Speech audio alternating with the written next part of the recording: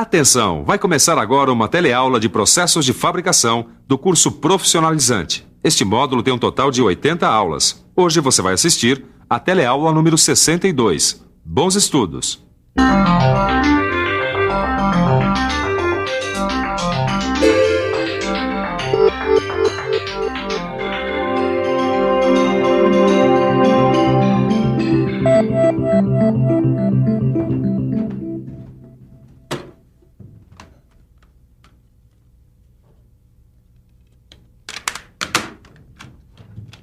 Oi, você já reparou como é bom o som desses discos com leitura por raio laser?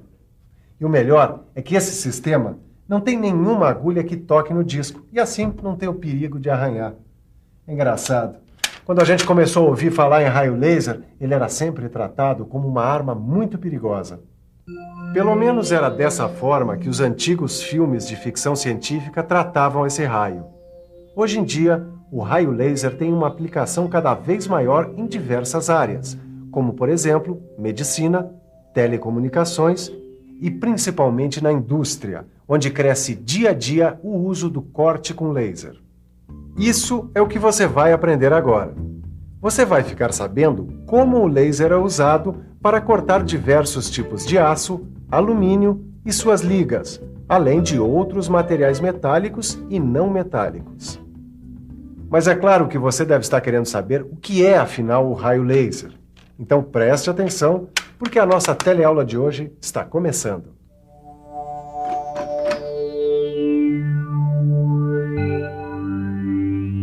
Amigo, diz pra gente uma coisa, você acha que a luz queima? Ah, queima sim. Dependendo da luz, sim, mas a luz de casa, qualquer coisa assim, com certeza não. Se for um laser, talvez. Qualquer tipo de luz queima. É só concentrar os raios luminosos num determinado ponto que ela queima. Com essa simples experiência, dá para entender que se os raios luminosos forem concentrados sobre um mesmo ponto, a luz pode até queimar. Como você sabe, a luz é uma forma de energia. Se a gente concentra a luz, como nós fizemos agora com a lupa, a gente pode obter um feixe de luz com energia suficiente para queimar a casca da árvore. Se você entendeu essa experiência, então você vai entender o laser.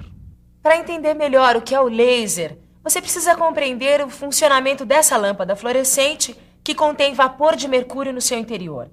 Repare só nessa lâmpada fluorescente quebrada que o lado de dentro do vidro é revestido com uma tinta fluorescente. Essa tinta emite luz visível quando é excitada por raios ultravioleta. Para produzir uma alta tensão inicial, é usado esse reator, que ainda mantém uma tensão adequada para a descarga elétrica. Esse starter aqui funciona como chave automática. Com a passagem da corrente elétrica pela lâmpada, os filamentos ficam incandescentes, facilitando a emissão de elétrons. Quando o starter se desliga, produz uma alta tensão instantânea entre os filamentos, já que o reator está funcionando no circuito. Esta alta tensão instantânea provoca a ionização inicial nos vapores de mercúrio no momento em que começa a descarga elétrica no tubo. Durante a descarga, o vapor de mercúrio emite mais intensamente luz ultravioleta, que é invisível, e excita a tinta fluorescente, que então emite luz visível. No laser, o feixe luminoso é conseguido por um processo bem parecido com o da lâmpada fluorescente, ou seja, é pela excitação de um veículo ativo, que é uma substância que transforma energia elétrica em energia de radiação. Bom, a diferença é que nos aparelhos laser, o feixe de luz é amplificado e é direcionado para um único ponto. Uma das substâncias utilizadas como veículo ativo dos aparelhos geradores de raios laser é o gás carbônico. O feixe de luz laser produz uma energia intensa na forma de calor. E é muito esse calor, Silva? Ok, o suficiente para fundir e vaporizar até o material em volta do ponto de incidência do feixe de laser.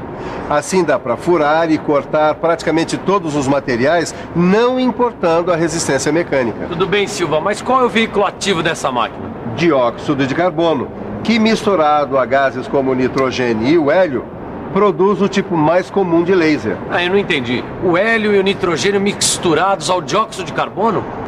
Para aumentar a potência do laser. Esse sistema de corte é inteligente. O único problema é que ele afeta a estrutura do material cortado. Mas afeta por quê? Porque o laser é um processo térmico. Agora, o que eu mais queria entender, Silva, é como é gerado o laser. Para entender como é gerado o laser, você precisa antes saber que os elétrons dos átomos ocupam certas posições dentro da estrutura do átomo.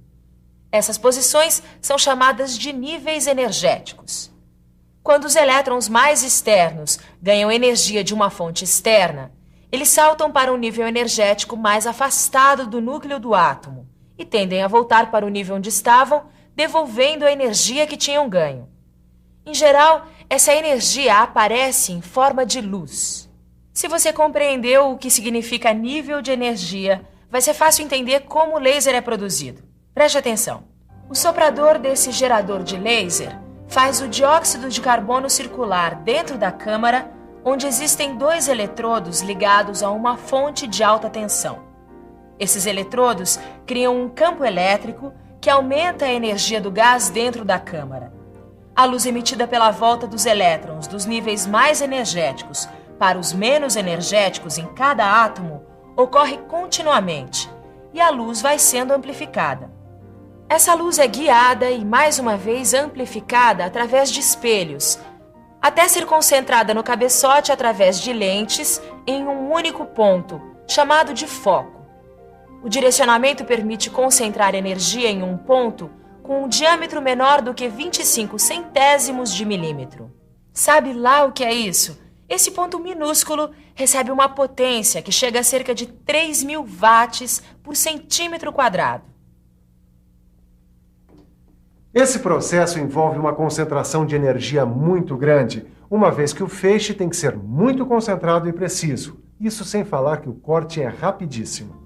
Mesmo o equipamento mais comum de corte a laser tem capacidade para se mover nos eixos X, Y e Z. Os eixos X e Y determinam as coordenadas de corte, enquanto que o eixo Z serve para corrigir a altura do ponto focal em relação à superfície da peça. Afinal, durante o corte, essa distância é afetada por deformações provocadas na chapa pelo calor produzido pelo próprio processo. Graças ao sensor de altura que existe no cabeçote, a distância do foco permanece constante. Em geral, todas essas coordenadas de deslocamento são comandadas através de um computador. E olha só que bonito como o cabeçote se movimenta nas 2 direções, longitudinal e transversal. Esses movimentos são transmitidos por motores elétricos controlados por computador. Dentro desse cabeçote laser, flui o chamado gás de assistência, que serve, entre outras coisas, para retirar material fundido e óxidos da região de corte. O oxigênio é o gás mais usado para essa função, uma vez que ele favorece o aumento da temperatura do processo, fazendo com que o corte seja mais rápido. Por um outro lado, o nitrogênio também pode ser escolhido como gás de assistência, nos casos em que forem necessárias superfícies livres de óxidos, como é o caso do corte de aços inoxidáveis. O corte a laser é tão poderoso que é capaz de cortar chapas de aço carbono como essa que eu acabei de receber. E olha que essa chapa tem 20 milímetros de espessura, que é o máximo que dá para cortar com esse processo. O engraçado é que a sua capacidade de corte em chapas de alumínio é bastante reduzida. O laser corta no máximo chapas com 6 milímetros de espessura. Isso se explica pela tendência do alumínio ao empastamento e à reflexão. É importante que você conheça alguns fatores que afetam o corte a laser. E quais são esses fatores, Tito? Caio, eu acredito que tem a ver com os gases que são usados no corte a laser, mas o Silva aqui pode nos responder melhor. Realmente, as impurezas na mistura de gases podem afetar o desempenho do laser de dióxido de carbono, diminuindo sua potência de saída e deixando a descarga elétrica instável, ou aumentando o consumo de gases. Agora, a potência do feixe é outro fator que determina a capacidade do laser de interagir com o material a ser cortado e iniciar o corte. Geralmente o que acontece é que o aumento da potência permite cortar com velocidades maiores sem comprometer a qualidade do corte. Outro ponto importante que interfere e muito nesse tipo de processo é a velocidade de corte. É é que os valores muito elevados de velocidade tendem a fazer estrias na superfície de corte, rebarbas na parte posterior da superfície atingida pela radiação e até mesmo tendem a impedir que o corte aconteça. Aqui vale aquele ditado, hein? A pressa é inimiga da perfeição. Mas, por outro lado, baixas velocidades de corte produzem um aumento da área atingida pela alta temperatura do laser e uma queda na qualidade do corte. E para evitar uma queda na qualidade do corte com laser, o gás de assistência tem que ter vazão suficiente para retirar o material fundido do corte. Materiais como plásticos, madeiras e até mesmo borrachas permitem utilizar vazões mais elevadas. Outro item importante na qualidade do corte é o ponto focal, que é o ponto onde se concentra a maior energia do feixe. No caso de chapas finas, ele deve ser colocado na superfície. Mas se as chapas forem grossas, o ponto focal deve ser ajustado para regiões ligeiramente abaixo da superfície, desde que não ultrapasse 1/3 da espessura da chapa. Caio, o que eu sei é que o corte a laser ele é muito poderoso. E também que é preciso ficar atento a alguns pontos que estão ligados à qualidade do corte. Isso aí. Mas, Silva, eu não sei quando usar e quando não usar o corte a laser. Bom, esse processo é indicado quando as peças têm formas complicadas e pedem um acabamento de superfície quase sem rebarbas na região do corte. Como essa técnica não pede estampos de corte, então é possível produzir lotes pequenos em pouco tempo e diversificados. Esse corte a laser é incrível, hein? Também não é assim, Caio. Apesar do laser de dióxido de carbono produzir muito calor, ele não consegue vaporizar e cortar alguns metais conhecidos. Ué, como não consegue? Ora, porque cada material reage de um jeito à energia do laser. E quais são os materiais que podem e os que não podem ser cortados a laser? Rapaz, agora você me pegou. Eu acho que eu vou ter que pensar um pouco. Vamos pensar um pouco. Bom, eu sei é que os aços não ligados podem ser cortados a laser facilmente. Ainda mais se o gás de assistência for o oxigênio. Aí sim dá um belo corte. E os aços inoxidáveis? Já sei. Nesse caso, apenas as chapas finas podem ser cortadas com excelente resultado. Chapas espessas, como aquelas de aços não ligados, não podem ser cortadas. Já o alumínio e suas ligas, para serem cortados a laser, têm de ter espessura máxima entre 4 e 6 milímetros, já que refletem a luz. O cobre e suas ligas também tendem a refletir a luz.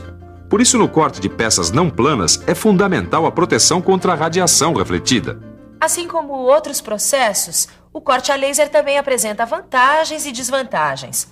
Como é uma forma de energia concentrada em uma área muito pequena, ele permite cortes retos, de pequena largura de corte, zona mínima afetada pelo calor, mínima distorção e arestas de melhor qualidade.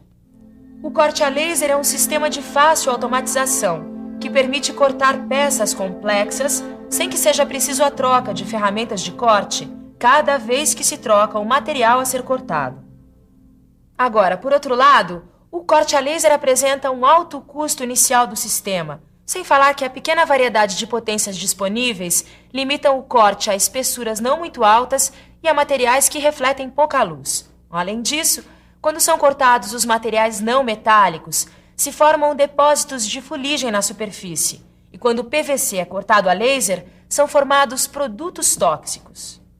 O corte a laser hoje significa uma tecnologia nova, mas ainda pouco conhecida de boa parte das metalúrgicas. Quando forem superadas as limitações atuais e forem constituídos sistemas mais adequados às necessidades e recursos das pequenas e médias empresas, aí sim, o corte a laser vai ser bem mais difundido. Bom, enquanto eu uso o laser aqui para ouvir a minha musiquinha, você aproveita e faz uma boa revisão. E atenção, se liga aí que é hora da revisão. Na teleaula de hoje, você ficou sabendo que entre suas diversas utilizações, o laser é uma poderosa ferramenta de corte de materiais. Aprendeu que o laser é gerado com o aumento de energia de um átomo, cujos elétrons liberam energia luminosa, produzindo um feixe de luz concentrado com muita energia. Viu também como é sofisticado o equipamento de corte a laser controlado por computador. Por fim, ficou conhecendo as vantagens e desvantagens deste método de corte de materiais. Agora é com você. Abra o seu livro de estudos e resolva todos os exercícios que há nele. Grande ideia, Tito. Tchau. Até a próxima.